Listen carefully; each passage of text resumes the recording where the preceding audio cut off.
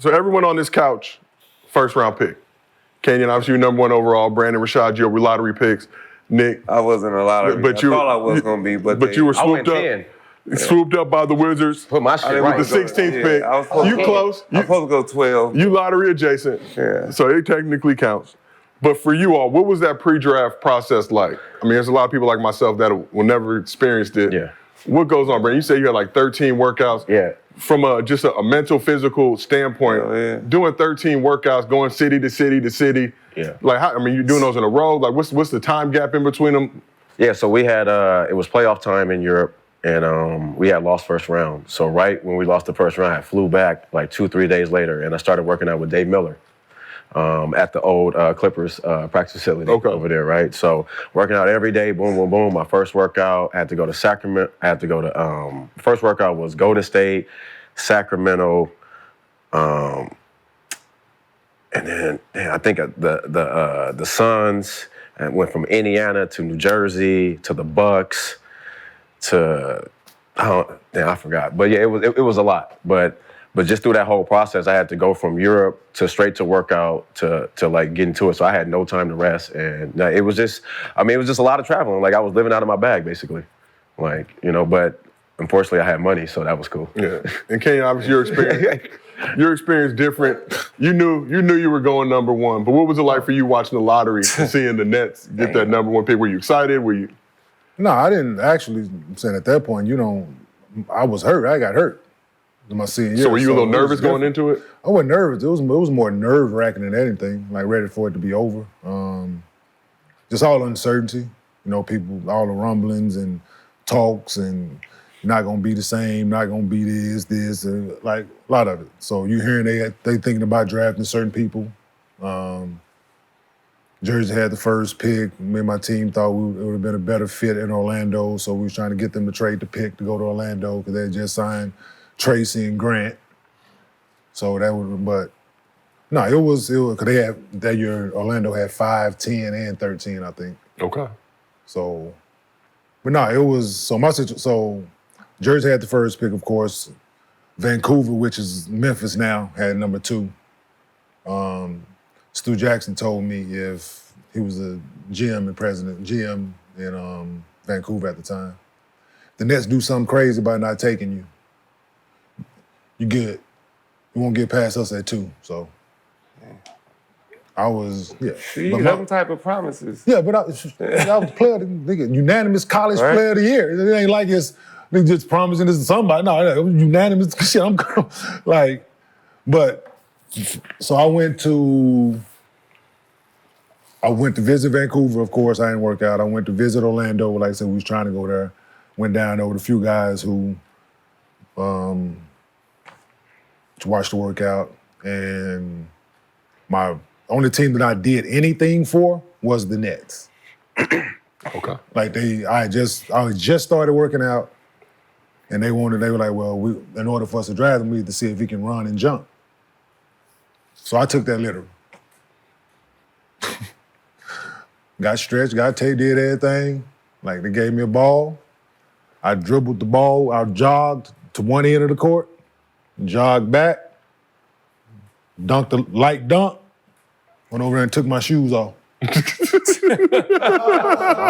a bar, bro. That's a bar. That is legendary. They'll tell you today. Like Lawrence Franklin will tell you to this day. Like it was one of the best pre-draft workout ever. Hey, if you're gonna take more, you're not at this point. Like we're at this point now, right? If you're gonna take more, you're not. Yeah. So you said you want to see me run. And did you know you had that number 2 commitment? Yeah. Already. Okay. So that's what I'm saying. So I wasn't at that point. It was more nerve wracking. Like we had. So you gonna come out with this dog and pony show shit, right? Mm-hmm. Like right now, you want to see me run and jump? Like I ain't been on the floor working out long because we didn't told you. I just got the screw out and all this shit. I've been on the floor for a few. Now you want to see me run and jump? Okay, cool. Here we go. Put this on your plate and see how you put this in your pipe and smoke it.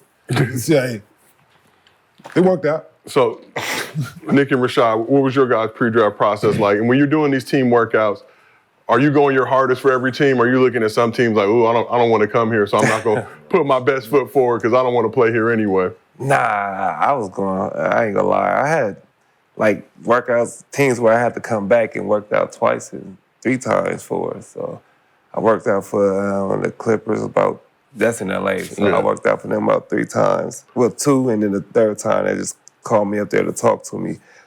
But I worked out for the Wizards 2 times. I worked out before the draft day, damn near the day before the draft. Boston had me up there working out. They wanted to see me before the draft, so that shit was just crazy, man. It was a lot. I didn't know where I was going, to tell you the truth. I thought I might stay in LA because the Clippers had like the 13th pick. And how many times they brought me up there, I thought I was gonna go there. So. Probably better that did not happen. Yeah. But Rashad, how about you? So what was your pre-draft process like? It was grueling because I was just coming off a championship and I had a lot of questions of my character. It had nothing to do with basketball. I was trying to overcome a bunch of perception shit. You know what I'm saying? So my talent was already undeniable. And I think that going into it was never a matter of working out. So I worked out for like 4 teams I didn't actually have to work out for.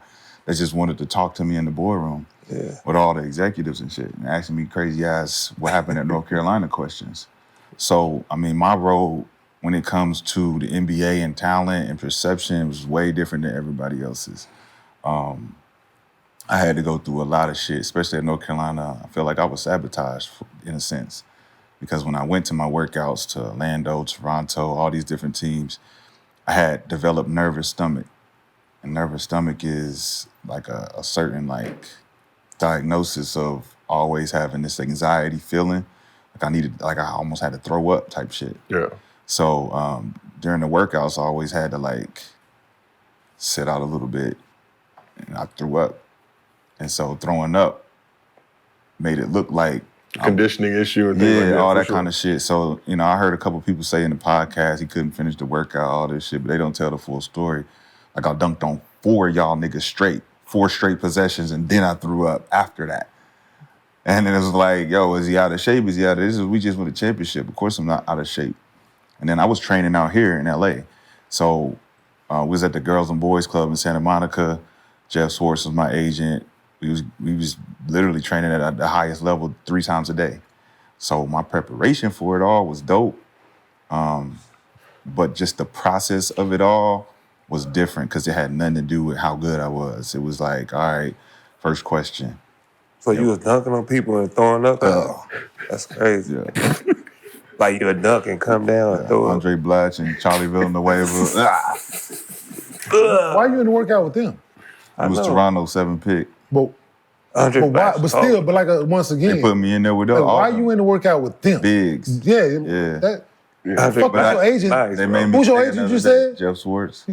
They had you working out with bigs? Yep. That's dumb. I was working out with guards. Yeah, that's all you should. Yeah, You should have been working out with 2. But still, you should have been working out with 2. He had me sometimes in with point guards. I trained.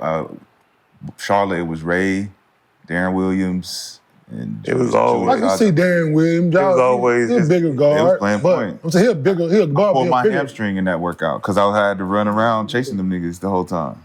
Who you seen all the time in like the same workouts mostly? You showed up to that shit with them niggas. You seen anybody like? Nah. Oh, okay. I never seen nobody consecutive. They kept I had putting you in the same part. Yeah, me and Corey Brewer, the same draft. So y'all saw each other everywhere you went? Because he was the top 2. Was it beef? Like, did y'all eventually get cool everywhere? Like, so you was in the Al Thornton joint too? Yeah. I see Al killed Corey, man. Oh my gosh. So, Sha, you talked about being in boardrooms, getting asked crazy questions. What's the stupidest question that you were asked? We hear that in the NFL all the time. All the time in the football shit. It's the mental health question. Like, we heard you were bipolar. Yeah. And there wasn't no diagnosis for that. There wasn't no evaluation for that. And how do they bring that? I mean, the media. I'm just saying, how do they bring that up? They just coming right out with everything? Dog, you don't understand. The white people in the board meetings, dog, they have no tact. Yeah. None. Like, you sitting in one, have a conversation when they listen to them talk to one another. Man. Some of the shit they say to one another. You're like, God damn, like, why would you ask me that? Randy Whitman. asked me some crazy shit. He was with Orlando at the time. Lawrence Frank, when Vince and Richard was there, I didn't have to work out for them, but him and Rod Thorne was in there. Basically just asked me straight up. Oh, I know Rod. Oh, Rod. Rod asked me Thorne don't straight get up. too fucked. Like, You don't care. you think you can come off the bench He behind cool, though. Richard and Vince? Like, we don't know if you can handle that. We think you feel like you're supposed to come in and start, but if you can't, we picked you at 15. You okay with coming off the bench behind these two? I'm like, hell yeah. What the fuck you mean? Wanna be in Vince and there, Richards. Yeah, hell yeah. But, you know, it's other shit and other elements behind my whole career that people don't even fucking know about that just haunted me, and the draft process was one of them. It was nasty. Yeah, I mean, it seems like a lot of stressful situation, Brad. I know for yourself, you thought some teams maybe higher up were going to draft you, Yeah, I came late. but then have to sit there draft night and not get that call. No, I knew I was going. I just Yeah, I know. They just didn't know where I was going, so Yeah. that's why they told me don't go to the draft. So I was chilling in the hotel. Then I was out shopping. They was like, "Yo, come on down." You know, David Stern want to bring you out. David Stern's so cool though. He was like, Yeah, "When the he 13th pick ain't here, I'm gonna just bring you out." Okay. I was like, "Bet." For sure, for sure. It's good shit.